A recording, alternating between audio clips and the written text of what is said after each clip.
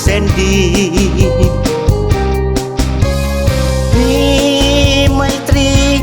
ทั้งกายวาจาน้องเมตตาเป็นเพื่อนคนลาวสมสื่อว่าลาวภาคเสื้อสาดบ่ลืองามวัดยิ้มแนบในอุรากิริยาติดอกติดใจน้องสำไว้ที่ดาผู้ใดไอ้นี่จับใจพอสำไว้ตอบจากคำกล่าวถึงสาวลาวน้ำใจว่าจา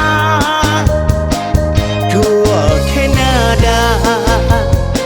หาใส่เทียบเทียมทันงามวัดยิ้มติดตาติดใจจะให้ภัยไม่ป้องสีวาขอแก้วตาอักเบาคนลาผู้หวังจะเอาเป็นคู่ครองสนิทนิรันดร์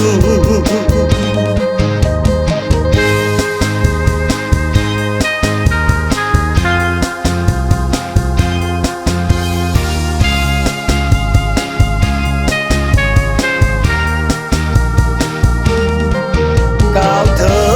งสาวลาวน้ำใจว่าจาทั่วแคนาดาหาใส่เทียบเทียมทัน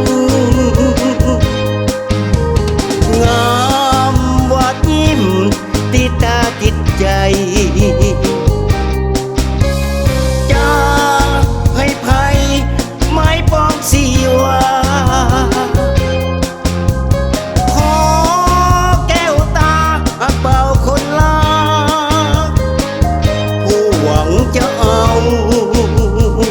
เป็นคู่ครองสนิทนิรันดร์ผู้หวังจะเอาเป็นคู่ครองสนิทนิรันดร์